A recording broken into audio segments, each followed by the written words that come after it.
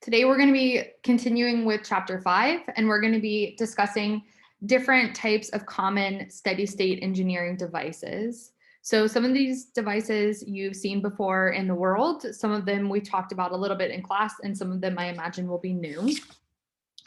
So I'm going to share my screen and start with the notes, my favorite method of instruction. So when we're looking at chapter 5, we have open systems. We're looking now at open systems, and we can look at systems that are both in steady operating conditions and unsteady operating conditions.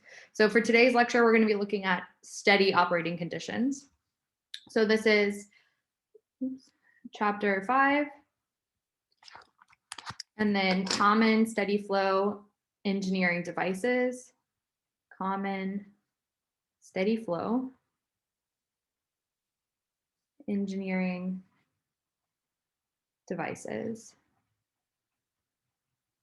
So these are the devices where we can assume that the fluid flowing through these devices is acting in a steady flow. Even if maybe it's not entirely steady, we are able to approximate it as a steady flow. So for steady flow, this is where we have our change in energy over time is equal to our energy over time coming in minus our energy rate going out, where our change in energy over time is going to be equal to 0 because we're at steady flow.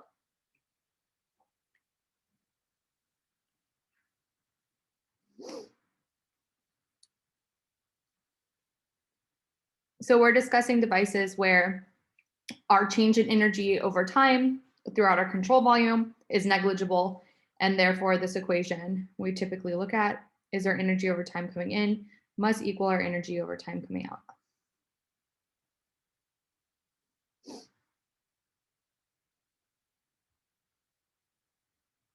So the first devices we're going to look at are a nozzle and diffuser.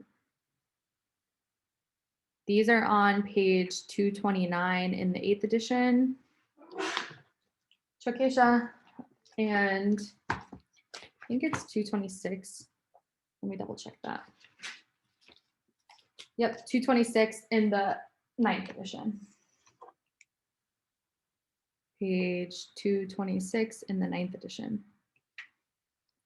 So here we have a nozzle like we looked at the problem earlier this week, later last week, where we are decreasing our cross-sectional area to increase the velocity of the flow. So we have some sort of nozzle type system. We're going to find this as our control volume. Even though it might be open on both ends, we're going to define this as our control volume with these little dotted lines. We're going to have some sort of fluid flowing in at 0.1 and fluid flowing out at 0.2.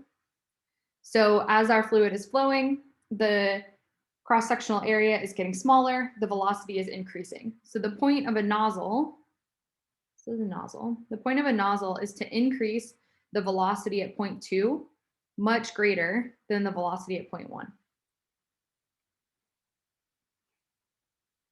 So this is what we did the example problem when we were filling up a bucket. If you decrease the velocity, decrease the diameter of your hose, your velocity increases to compensate due to conservation of mass. So a nozzle is used to increase the velocity of a fluid. Conversely, when we have a diffuser, this is the exact opposite, where we are trying to slow the velocity of a fluid, diffuse that velocity. So we have a control area where we are increasing in diameter, increasing in cross-sectional area from our fluid flowing in and out at 0.1 and 0.2. So instead of getting smaller, it's getting bigger. We're diffusing this velocity. So when we have a diffuser, the velocity at 0.2 is going to be equal, much smaller than the velocity at 0.1. So they're operating in opposite ways. For any of you who have blow dried your hair, there's an extension that you can put on it called a diffuser, where instead of having that one stream of hot fluid on your hair, it kind of diffuses it, and it's nice for curling your hair, having a less intense, heat stream, having less like continuous blowing. So it's the same exact theory where it takes the top of your blow dryer, which is a circle, and then it puts this big diffuser on it, and it makes the air kind of spread out, more gentle, a lot less slower velocity. So that's one example. So an example could be on a hair dryer. That's one that I'm imagining you might know. We use diffusers a lot in engineering devices, but that's just one that's kind of common. The purpose is to increase or decrease velocity.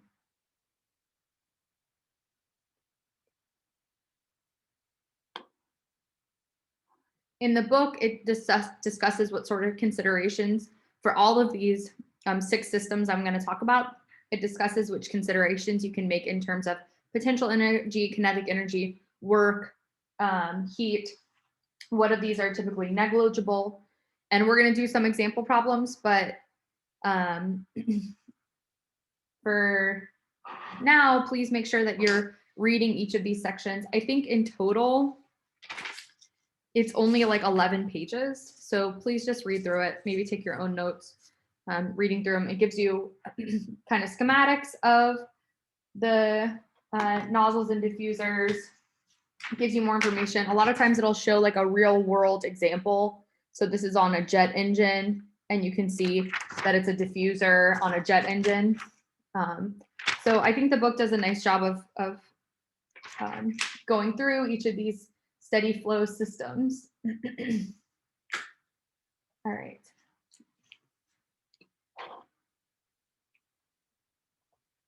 So for number 2,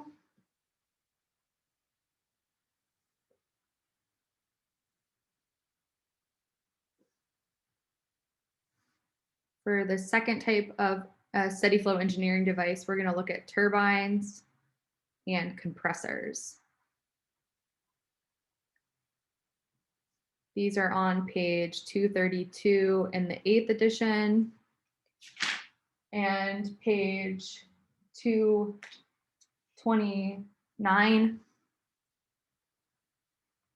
in the 9th edition. When we're looking at turbines, we have a similar type shape to a diffuser, but we're using turbines to create work. So we have some sort of incoming flow, some sort of outcoming flow, and these are around a big turbine system. Ooh, I think I a little bit messed up the drawing. So we have an incoming flow at the top, 0.1, an outcoming flow at this bottom outlet, 0.2. Our control volume is inside this turbine. And we have typically some sort of shaft attached to the turbine, which can turn and produce work out. Power, work over time out. So this is a turbine.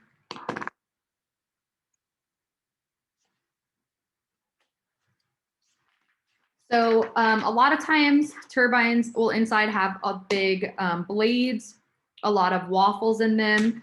So they kind of look more like this. So this is a very reduced schematic of a turbine. But overall, the point is that turbines are typically associated with turning this shaft and generating work.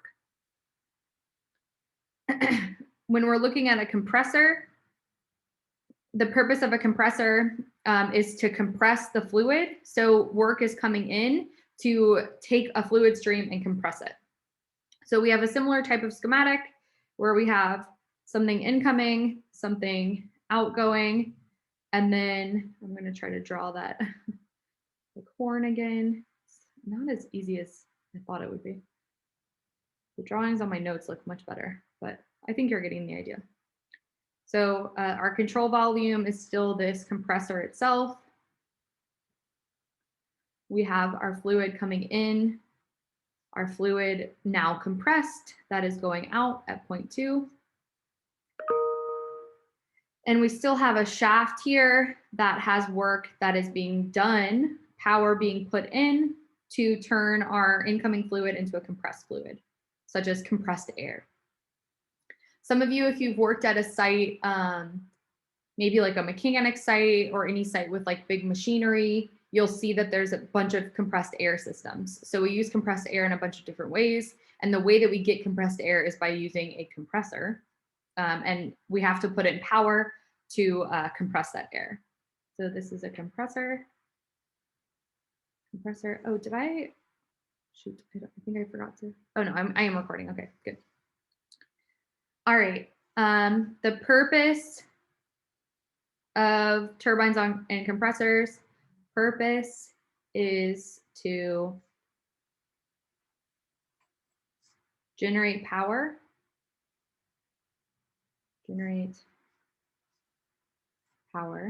for a turbine,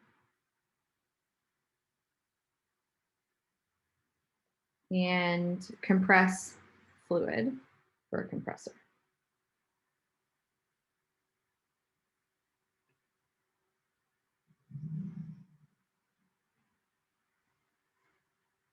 So the thing about compressors and turbines include power. So power coming in for a compressor, power going out for a turbine. So work over time. Kilojoules per second.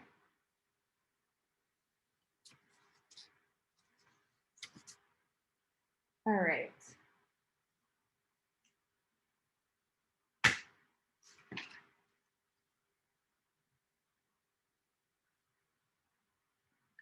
Next, we're looking at throttling valves.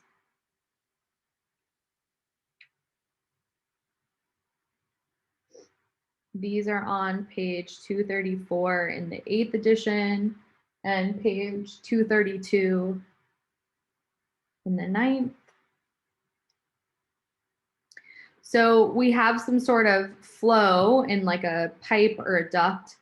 And then within this flow regime, we have a valve that we can control that can restrict the flow. So this is our valve. Our control boundary would be this entire like duct system where we have fluid flowing in, fluid at a restricted flow flowing out. Purpose is to restrict flow.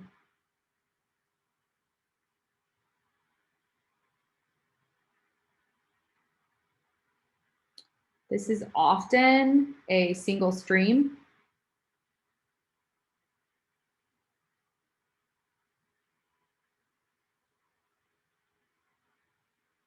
And typically, if you had fluid flowing in, just down a normal duct, you throttle it, you restrict that flow. On the other side of the throttle, you're going to have a huge pressure drop. So typically, this is associated with a large drop in pressure. Typically associated with a large drop in pressure. So you'll have some sort of delta P.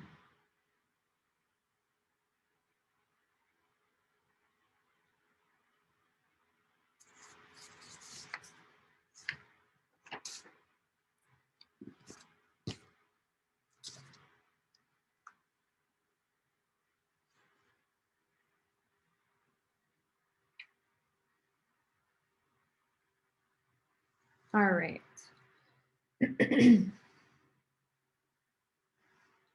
So the fourth type of system is a mixing chamber. Mixing chamber. This is on page 236 in the 8th edition and 233 in the 9th edition. In a mixing chamber, typically we have more than one stream that is coming in to a chamber, a box type system. And then there is one stream that is coming out. So we have one stream coming in at 0.1, we have another stream coming in at 0.2, and then we have a third stream leaving at 0.3. So we have 2 inlets, 1 outlet. Typically, you can have more than 2 inlets. Sometimes you can have more than 1 outlet, but a common mixing chamber is mixing 2 streams of fluid together. So purpose is to mix 2 or more streams of fluid.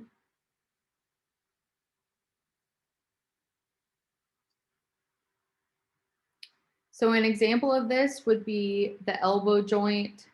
Example, elbow joint in shower or sink. So you turn on a little bit of hot water, you turn on a little bit of cold water, you want to get warm water. You're mixing 2 fluids. So where this mixing is happening is in the elbow joint of your sink or fluid. Has a little bit of cold coming in, a little bit of hot. It's mixing in that elbow joint. It's coming out as one third stream that you're going to wash your hands in or take a shower in.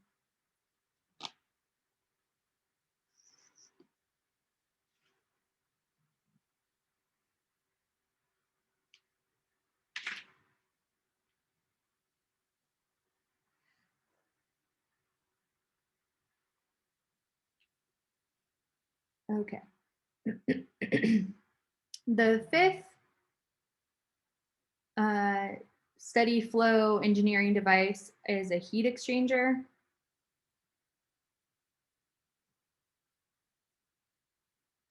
This is on page 238 in the 8th edition and 235 in the 9th edition.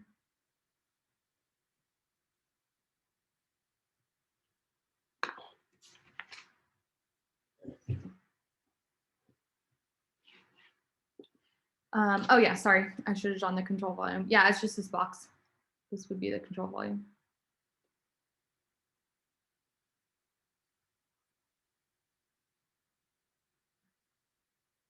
So a heat exchanger, we have 2 fluids that are kind of moving against each other that are exchanging heat.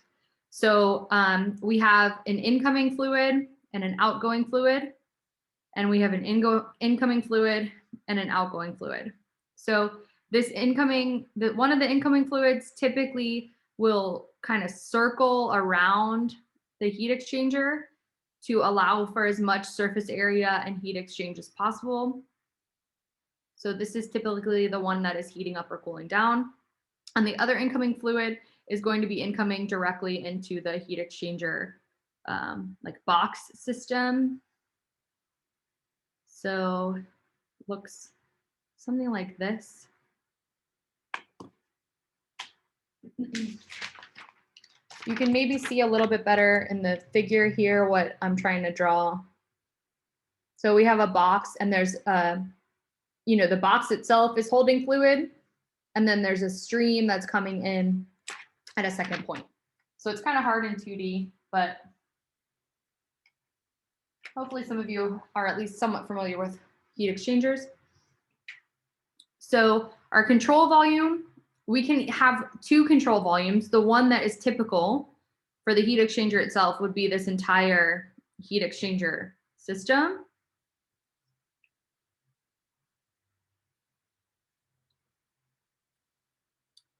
So the purpose of a heat exchanger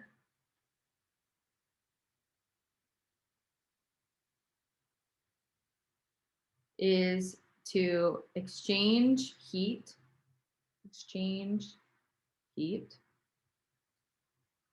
between 2 moving fluids,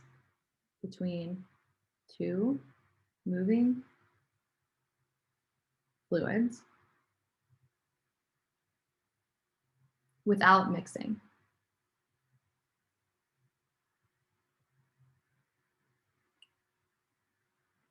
So I know it seems like kind of weird, but I always think of this example of duck feet. So if you've ever been to like North Carolina or somewhere where it gets cold, I know some of you are from like Wisconsin and further north. So you'll see ducks swimming in these like almost freezing lakes, and they just have these like tiny little webbed feet. Like, how are their feet not freezing, right? How are they not cold? And it's because they actually have this like blood circuitry where they're circulating blood around their feet. So incoming blood that's warmed up from their body is exchanging heat through other veins with this outcoming blood that's now cold from being in their feet. So these like flowing fluids are flowing next to each other and exchanging heat within like their little duck feet themselves, and it allows them to like still move their feet and have like warm feet. So I always kind of like picture a duck foot and how these like veins are helping to exchange heat with their little cold feet in little cold ponds. So that just helps me. If it doesn't help you, or if you know what a heat exchanger is, that's fine. So the control volume can be the entire heat exchanger, or it can be a single fluid. So if you only want to look at this flowing fluid here, your control volume can be this flowing pipe in here. So your control volume can be just, your pipe that's inside your heat exchanger, depending on what you're looking for in a problem. So control volume, CV, control volume, can be entire heat exchanger, can be the entire heat exchanger, HE, or a single fluid. Single fluid, line, or duct.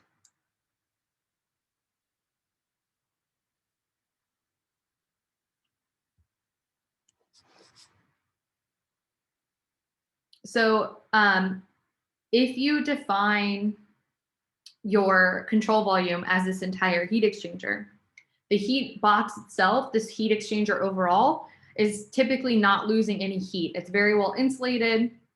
Everything is kind of happening within this box. So if you choose your control volume to be your heat exchanger, you're not really going to have any Q that's moving between, in or out of the system. So that's kind of going to be not occurring. But if you choose it between one of these single lines, like this single line as your control volume, then you will have heat exchange, because that's the purpose of a heat exchanger, is to exchange heat between this line and the other fluid that's in the exchanger. So you'll always have heat exchange, always have a delta Q over time for single streams.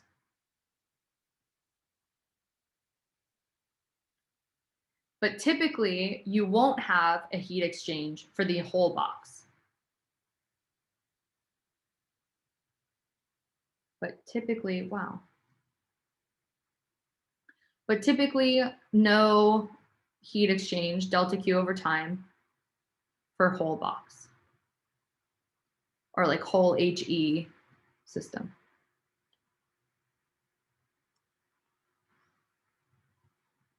So what this is saying is like this heat stream is going to be exchanging heat with the fluid in the box, but the overall box itself is not going to be exchanging heat with the surroundings.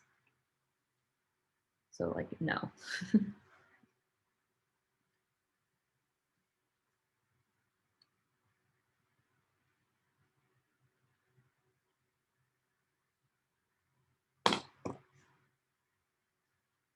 All right.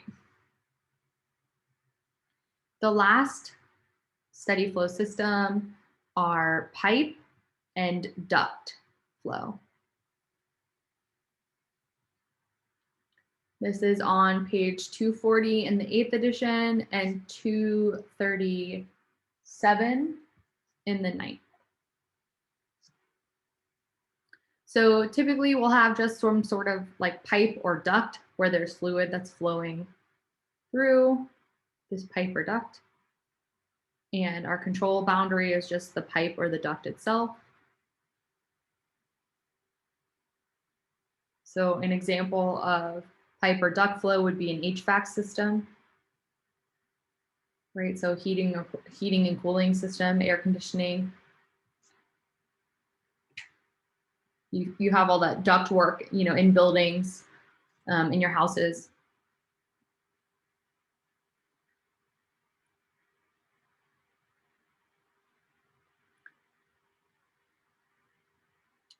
So typically this is similar to a single stream and a heat exchanger, but often there's some work associated. So similar to single stream and heat exchanger, but often includes power, so work over time, in the form of a fan or a pump or your AC, you know, condenser outside that has a fan and a pump.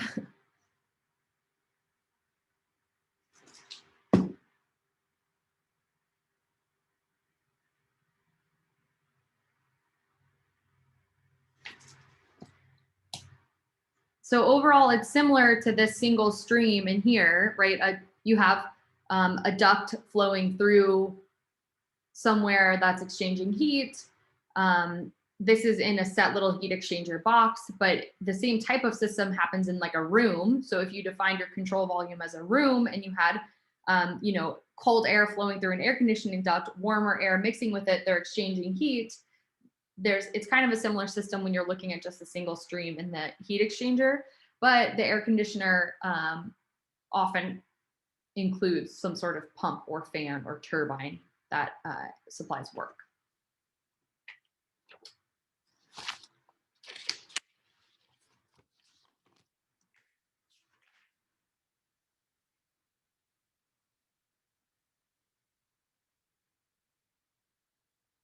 All right, any questions about the 6 types of engineering devices that we assume a steady flow?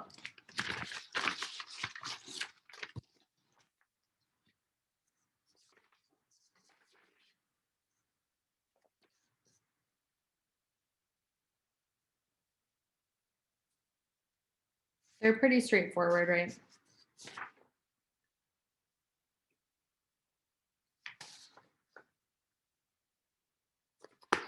All right.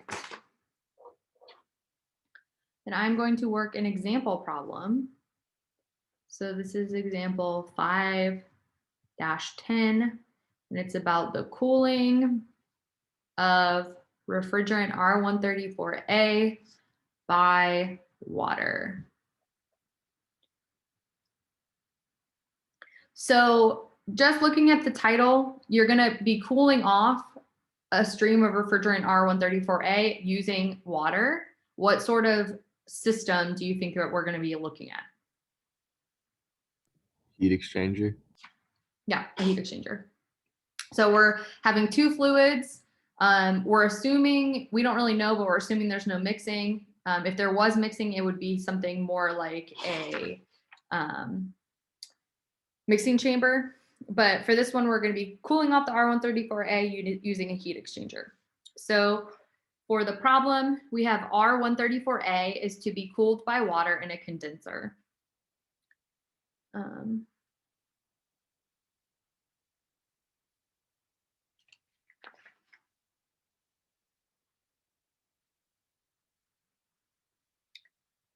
Okay. So our refrigerant R134A is to be cooled by water in a condenser. Cooled by water in a condenser. The R134A enters at a mass flow rate of 6 kilograms per minute. The R134A enters at a mass flow rate of 6 kilograms per minute.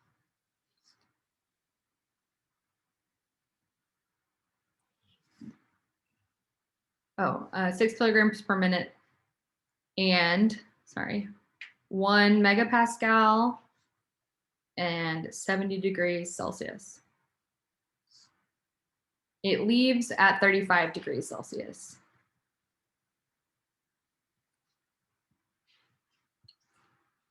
The cooling water enters at 300 kilopascal and 15 degrees Celsius.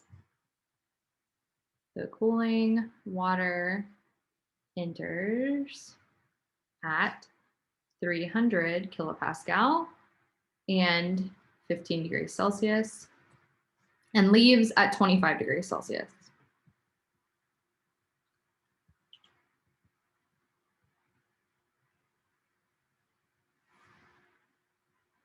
Neglecting the change in pressure.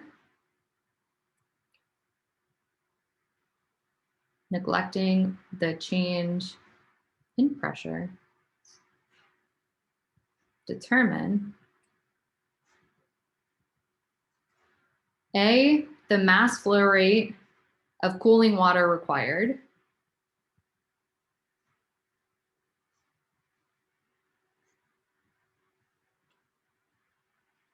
And B, the heat exchange from R134A to water.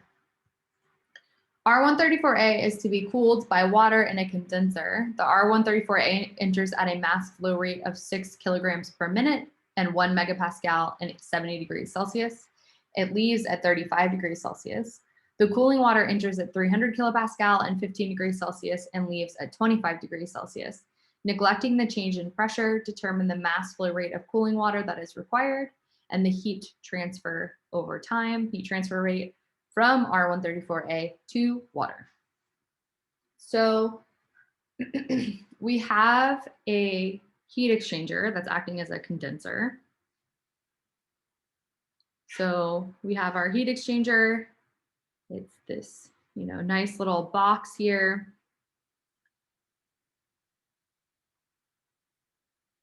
And we have some incoming water. So incoming water,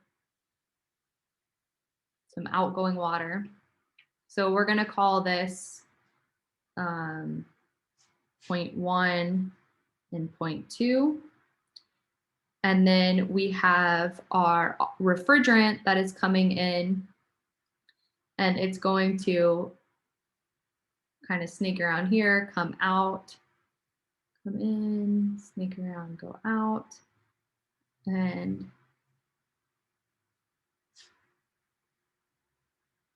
it's going to exchange some of its heat with the cooling water and leave at a reduced temperature. So I'm going to call this 0.3 and this 0.4. So I have fluid coming in here, leaving here, coming in here, leaving here. This is H2O, this is H2O, this is R134A, this is R134A.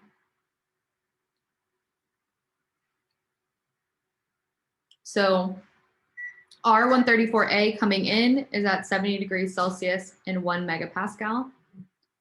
And we know it's leaving at 35 degrees Celsius. And we're neglecting a change in pressure. We know that water is coming in at 15 degrees Celsius and 300 kilopascal and leaving at 25 degrees Celsius.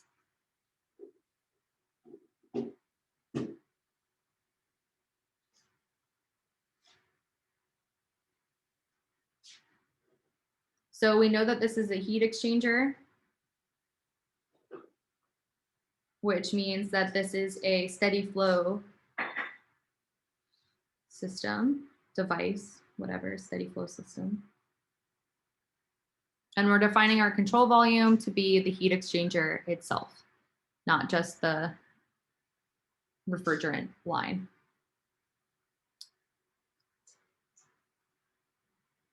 So we know, because it's a steady flow system, that the change in mass of our control volume is going to be equal to 0, and the change in energy over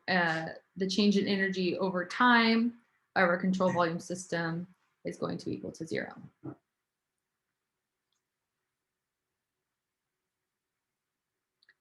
For a heat exchanger, one of the assumptions that we can make, it's discussed on page 235. Heat exchangers typically involve no work interactions and negligible kinetic and potential energy changes for each fluid stream. So since we have a heat exchanger, we know it's a steady flow system. We also know that work is going to be approximately equal to 0. Kinetic energy is going to be approximately equal to 0, and potential energy is going to be approximately equal to 0. So the heat transfer rate associated with the heat exchanger depends on how the control volume is selected, which we already talked about.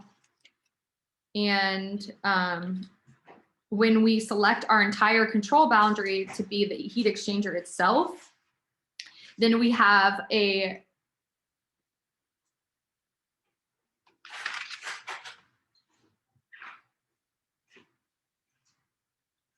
delta Q that is roughly equal to 0.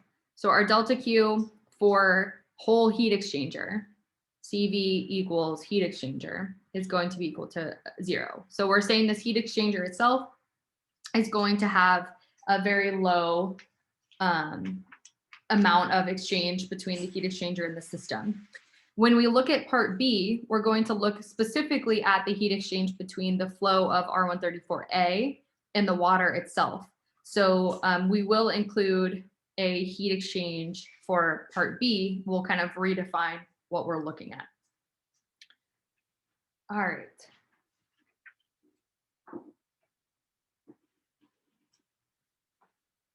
Faulty Jacobson. Okay, so for this system, I've defined water to be at 0.1 and 0.2. So the mass flow rate of my water, subscript W, is going to be equal to my mass flow rate at 0.1 equal to the mass flow rate at 0.2. Hold on, let me. Is the only difference, is the only device that can be, is this the only device that can be called a different name? So it's not really called a different name. It's just, it's saying that the R134A is being cooled by a condenser. So a condenser, it's not, condenser is not like a system that we're looking at. It's a way of cooling the water. So like the back of your fridge has a condenser. It's just, it's not another like type of name. So this one is always going to be still called a heat exchange system, but within the heat exchanger, we're having like it's working as a condenser. So I think if this was a question on the exam, I would probably leave out the word condenser just to not confuse you. But the only devices that we have are nozzle and diffuser, compressor and turbine,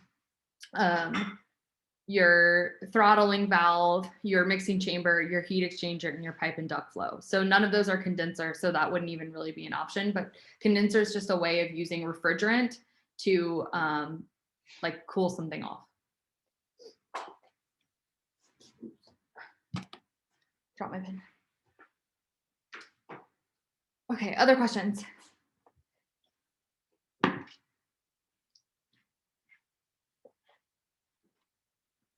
All right. So since our water has one stream coming in and one stream coming out, it's a single stream for water, which is why if you remember, for a single stream of a steady flow system of an incompressible liquid, M1 has to equal N2, the mass flow rate at 0.1 has to equal the mass flow rate at 0.2, which means that our mass flow rate of water has to be equal to these two mass flow rates. For R134A, we have the same type of system where the mass flow rate of, we'll make a subscript R, is going to be equal to the mass flow rate at 0.2, which is equal to the mass flow rate at 0.3. So once again, single stream, incompressible fluid, steady flow system, really simple mass flow rate equations. And then we know that our change in energy over time is going to be equal to 0. So this dE dt equals 0.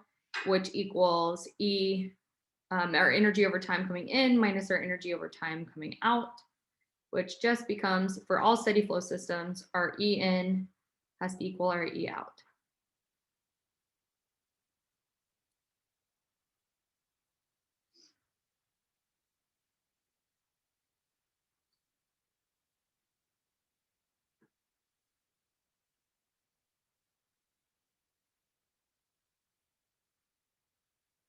Bibi sana yardım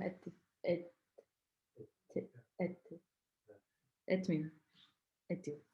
Okay, so when we're looking at our equation, so this is continued. When we're looking at this equation, our energy over time in needs to equal our energy over time coming out. We know that, hold on, let me figure out how to best explain this.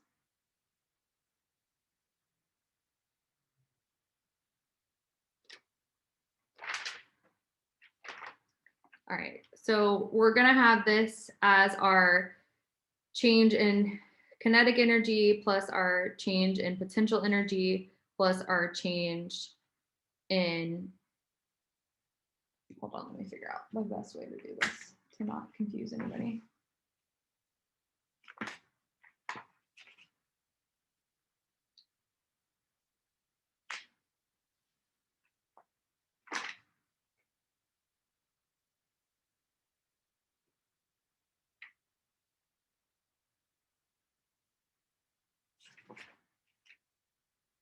Okay.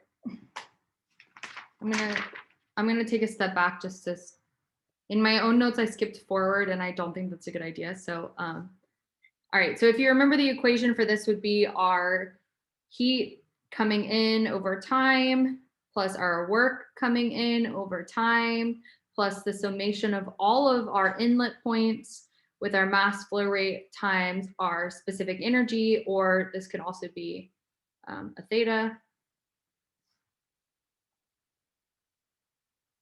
And this is going to be equal to our heat that's coming out over time plus our work that's coming out over time plus the summation of all of our exit points of the mass flow rate times our specific energy or our fluid energy. So we know for the heat exchanger, as I said in the first part, we have a negligible amount of potential energy, kinetic energy, since we defined our, okay, so our potential energy is going to be equal roughly to 0. Our kinetic energy is going to be roughly equal to 0. Our heat for our overall control volume of the heat exchanger is going to be equal to 0. And then we have no power or work that's being done. So this is going to be equal to 0 as well. So those were assumptions that I made on the last page for the heat exchanger. So I wrote them all here in the beginning. If you already have those in your notes, I'm just rewriting them here for clarity. So, you know, these are going to be negligible. And then part of this specific energy term with potential and kinetic energy is going to be negligible. So since we have flowing fluid through the system, this term would become the summation of all of our inlets, mass flow rate, times our kinetic energy, our change in kinetic, plus our change in potential, plus our change in internal, plus our fluid flow energy. And then this would equal the same thing, but just with our outgoing mass flow rate, change in kinetic, change in potential, change in internal, and then our fluid flow energy. And then if you remember, this can combine into enthalpy. This combines into enthalpy. These are negligible.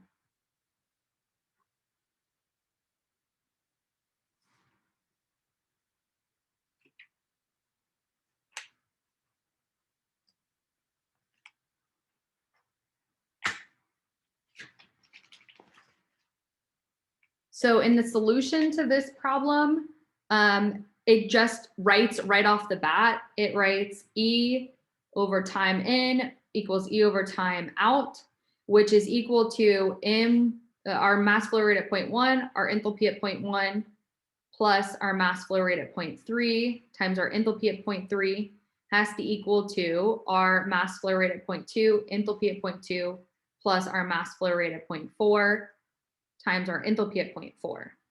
And I think that this is kind of, you know, if you followed along well on Wednesday, you could see where this jump came from, but I reworked it up here. So now you can see that this is our mass flow rate of all of our incoming. So these are all of our incoming, our inlets, and these are all of our outgoing points. So our mass flow rate times our enthalpy, mass flow rate times the enthalpy for all incoming, for all outgoing, summed, so you add them together. Is that clear to anybody, everybody? Does anybody want me to kind of go through how I got there again?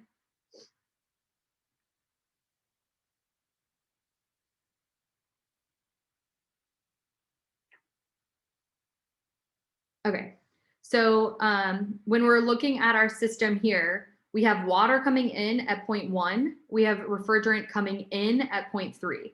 So these are considered our inlets. We have water coming out at 0.2 and refrigerant coming out at 0.3. So when we're looking at our system here, all of our incoming points, our inlets, are at 0.1 and 3. So 1 is where we have water coming in, 3 is where we have R134A coming in. All of our outlets or exits are going to be points 2 and 4. Here's where water's coming out. Here's where R134A is coming out. So when I look at my breakdown of this equation, so first I start with my general equation where I have heat plus work plus our mass. Heat, work, mass coming in has to equal heat, work, mass coming out.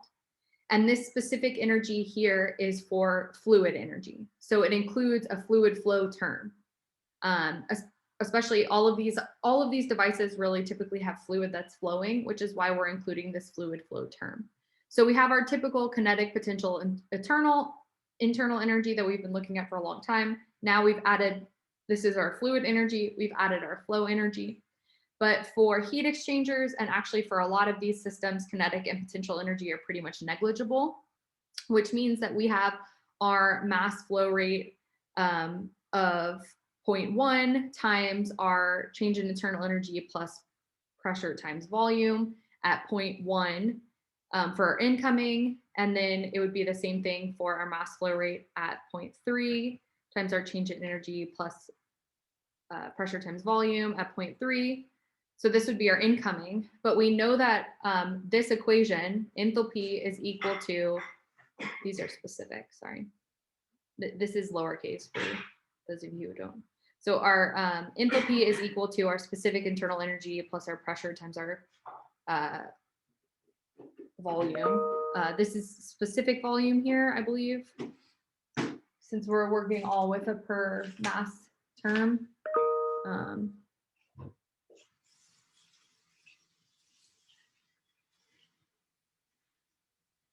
So we can replace this entire part with enthalpy. So now we have M1, which is our water coming in times our enthalpy, plus our refrigerant coming in times our enthalpy is equal to our water coming out times our enthalpy, plus our refrigerant coming out times our enthalpy. So hopefully that's clear. I know that it's a lot of equation manipulation, but that's the whole class. So we know that we can rearrange this equation and we can group our water terms on one side and we can group our refrigerant terms on the other. So M3H3 minus M4H4 is equal to M2H2 minus M1H1. And essentially we can regroup these and say, keeping in mind that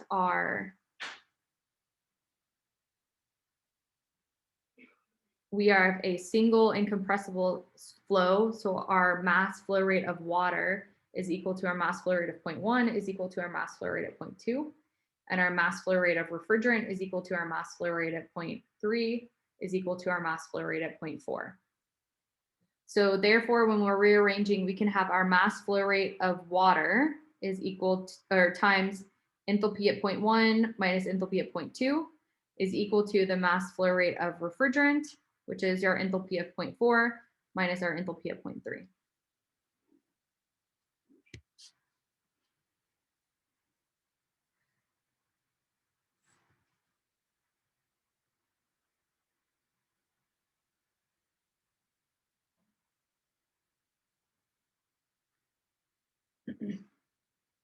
All right, so we have this equation. Once again, this is continued. That says continued. That was horrible. Let me try that again. So continued. We have our mass flow rate of water times our enthalpy change of water is equal to our mass flow rate of refrigerant times our enthalpy change of the refrigerant. So we have the mass flow rate in the problem statement of the refrigerant, and part A is asking us to figure out so we have this, we want to figure out this.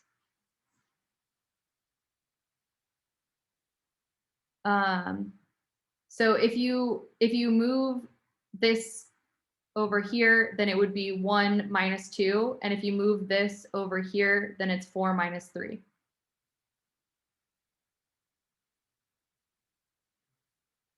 Okay. So it should be H1 minus H2, H4 minus H3. I think when I said it, I might have flipped them. There's so much stuff moving around, but this is what the equation is. Okay. So we know we have 6 different variables here. We know one of them. We have one that's unknown that we're trying to solve for. So how do we find these other 4?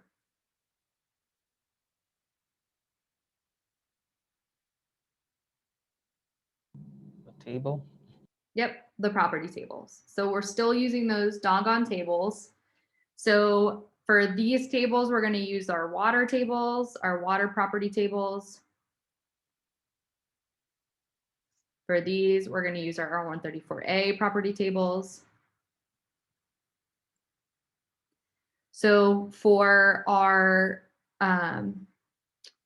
water, we first are going to check what state we're in at. So we're going to check state at 300 kilopascal for water, and we're going to check the state at 1 megapascal for R134A.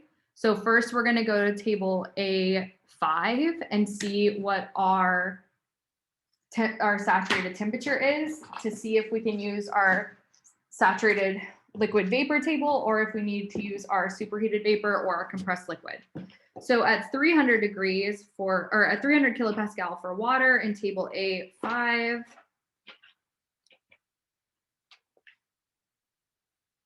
for 300 kilopascal, our saturated temperature, Tsat, is 133.5 degrees Celsius. So our temperature at the T1 is 15 degrees, and at T2, it is 25 degrees. So both of these are lower than our saturation temperature. So we're a saturated liquid vapor. We're not higher. If we were higher, then that's where it would be a superheated vapor. So water exists as a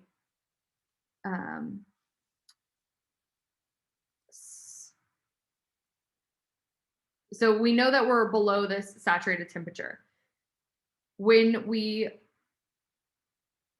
look at how much, hold on, let me figure out the best way to explain this without being wrong.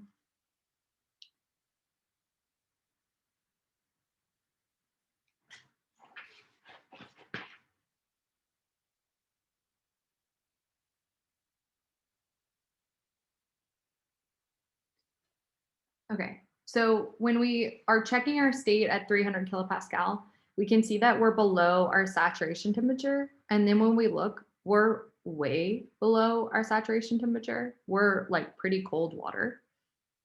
This is, pretty cold water. And then when we check table A4 and we look at our saturation pressure at these temperatures, we can see that our saturation pressure is only like 1 kilopascal. So we can see that we have cold water that's under a good amount of pressure. So we can approximate this to be a compressed liquid.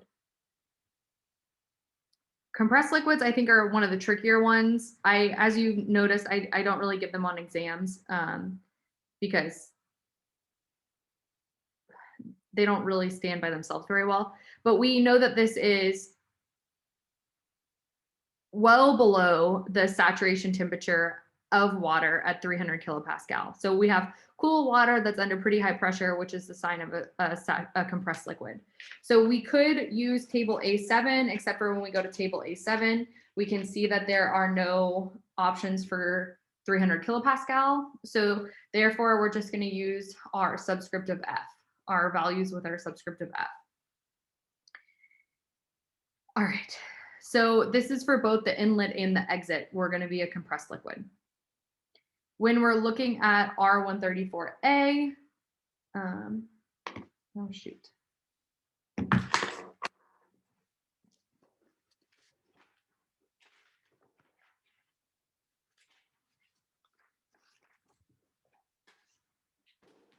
So when we're looking at R134A, we're going to be looking at 1 megapascal, which was 1,000 kilopascal.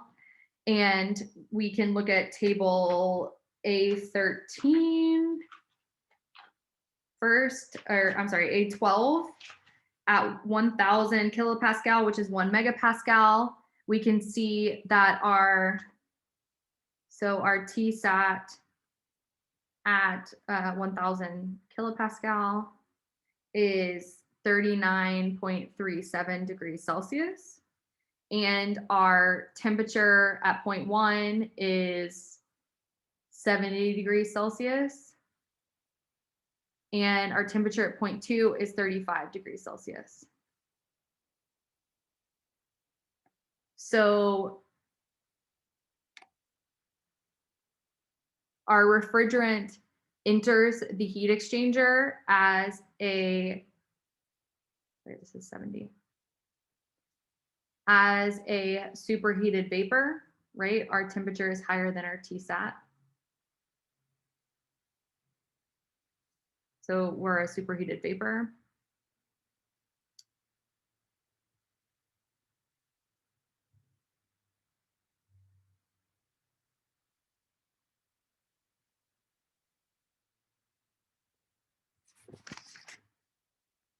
Oh, the book made a mistake.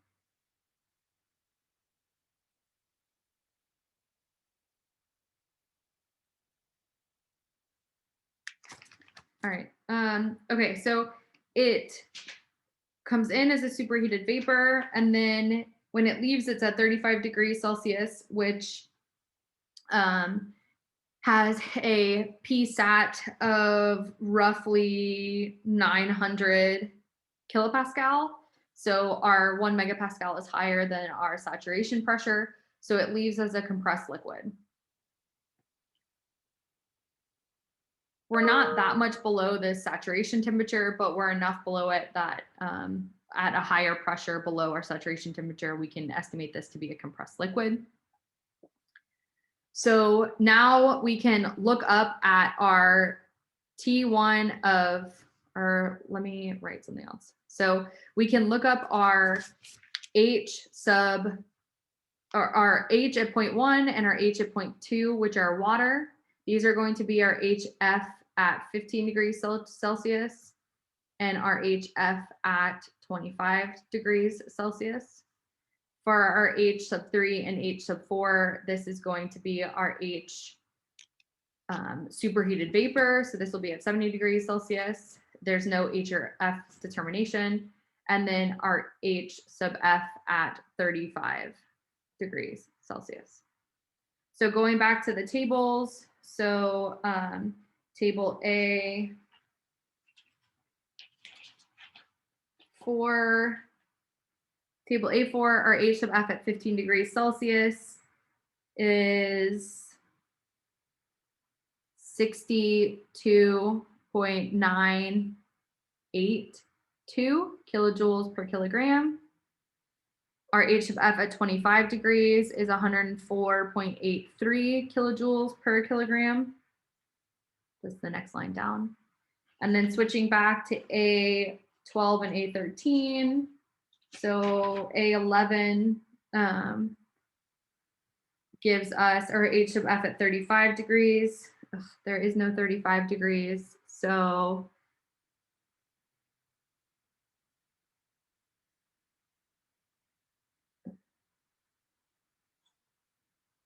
if we look between 34 and 36, it's 99 and 102.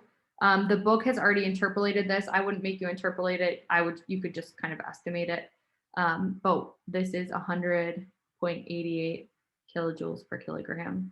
I don't know why they would have chosen one that's not in a line on the table, but whatever. So you can interpolate and find that, or you know that this is between 99.4 and 102.34, which is going to be, roughly 100 and almost 101. So that makes sense.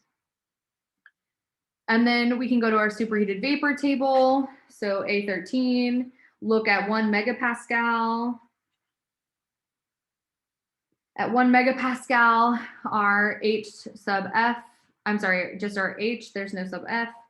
Our H for 70 degrees Celsius is going to be 303.87 kilojoules per kilogram. Whew.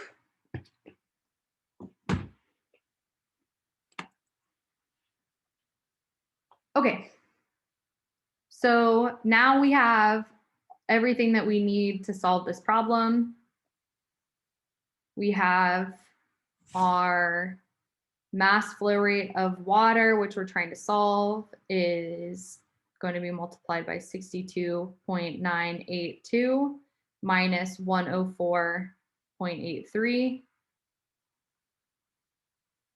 kilojoules per kilogram.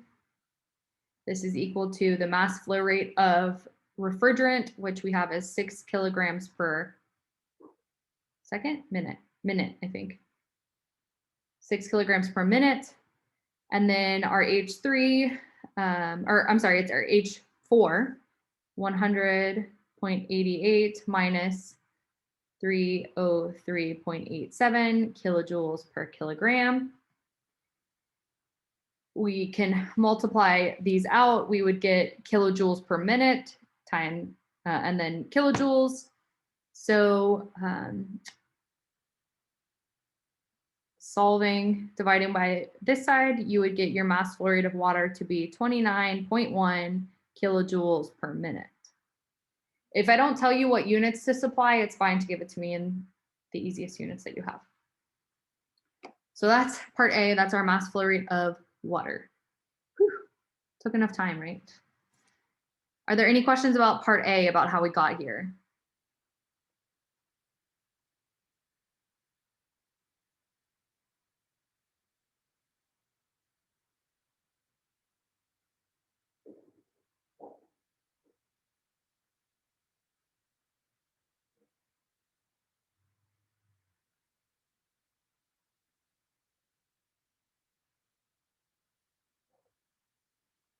Okay.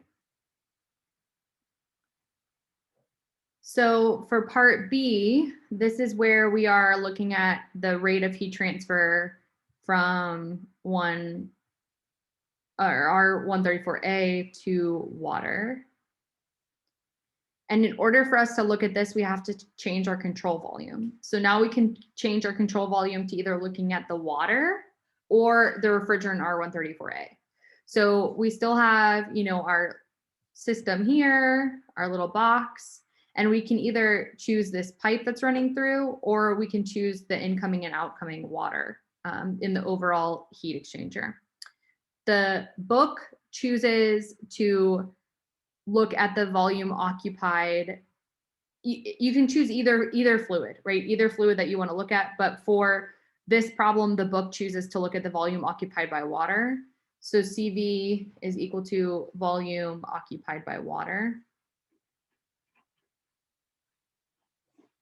So they're looking at all of this media in here, the volume occupied by the water as the control volume.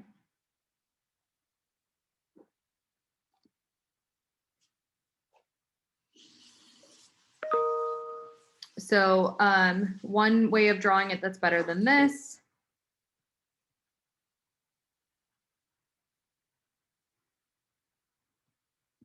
is when we look at our refrigerant R134A that's flowing through our system, and we our control volume is everything that's outside of this. So the water phase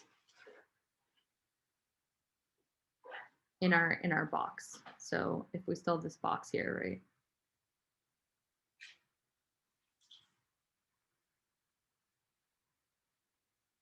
So the control volume is the volume that's occupied by the water. And we're having cooling water. So the water is going to be cooling off the refrigerant R134A, which means that the R134A is transferring heat from the itself to the water. So the water has heat coming in. So water has our heat coming in. And this means that refrigerant has heat going out.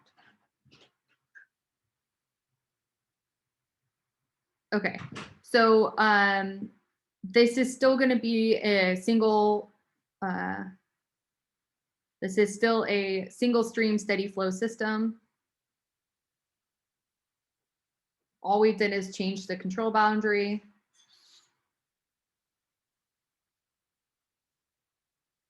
So we still have our change in energy over time is equal to our energy in over time minus our energy out over time. It's still steady flow. This will still be 0, which means our energy in has to equal our energy out over a certain period of time. All right, so we know that we're only looking at water, which means that we're looking at our mass flow rate of water. Drive safe. So our mass flow rate of water is 0.1 and 0.2. So that's the stream that we're focusing on. That's the control volume that we're looking at. That's what we're thinking about. So our mass flow rate of 0.1. So we have this 0.1 where our water's coming in. And then we have this 0.2 where our water's going out. So this is our in, this is our out. So we have the same kind of setup that we had before where we have the mass flow rate of water times our enthalpy at 0.1, right? I'm doing the same kind of shortcut that I was doing before where we don't have kinetic energy, we don't have potential energy, we don't have any work. We're combining our internal energy and pressure and volume term into an enthalpy term, and this is our incoming enthalpy term. So we have this times our mass flow rate of water times our outgoing enthalpy term. But this time we do have a consideration for heat. So we don't have any heat that is going out because we're water, we're cooling water, we're having only heat that's coming in. So we have our heat that's coming in to the water. So if we set this up for refrigerant R134A, this would be our MRH3 is equal to MRH4 minus, plus heat over time coming out. Just keep it as a plus to kind of match the equation and make it easier. And you're already denoting that it's coming out. So the way that the book works in this chapter is we set all of these up following the same basic equation and you just denote in or out. So if this was for R134A, this is how the equation would look. So we're just kind of mirroring it. Instead of heat coming out from R134A, we're saying that the water has heat coming in. All right. So we still have this value. We still have these values. This is the one we want to solve for. So part B is much easier. we have our heat that's coming into the water is equal to our MW H2 minus H1. So I just moved this to this side. So this is equal to 29.1 kilograms per minute.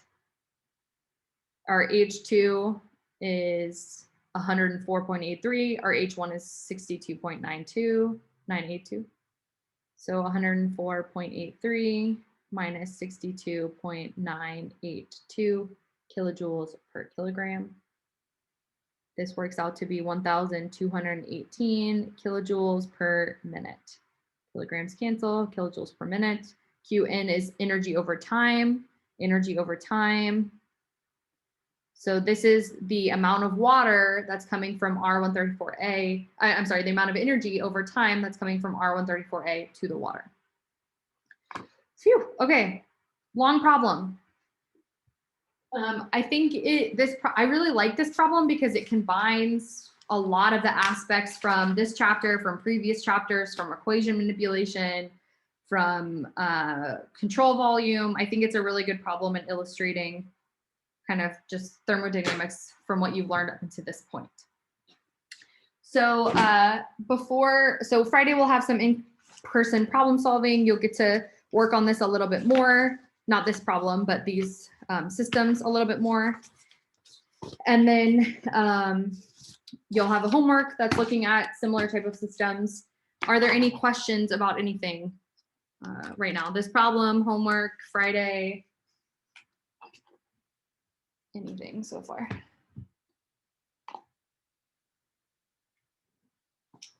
Shoot. How are the exams looking? Ooh, they're a little rough.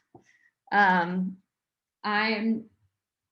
graded 3 out of 4 problems. I feel like a lot of people struggled on number 4, which was the one where you have the water that's in a room that's exchanging temperature. So they're looking a little rough. I'm trying to figure out what to do. So yeah, I'll update you guys more about that on Friday, probably once I have them all graded. Yeah, I know. I feel like my exam would have been a lot better if every other class didn't have exams like about the same 2-week time, and if we had actually had a spring break. So I'm trying to figure out what I can do to maybe not have so many people just have a bad exam grade. So I'll think about that a little more and let you know. Other questions?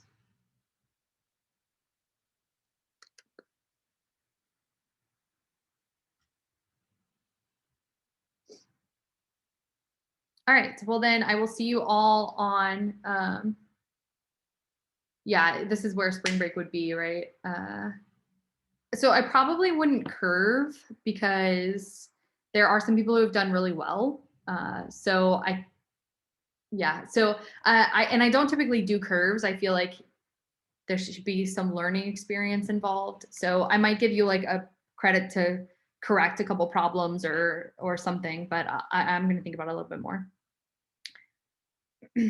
So, okay, well then I will see everybody on Friday for problem solving. Once again, Zoom or in person. And yes, whoever just messaged me, yeah, I feel free to stay on. Okay, so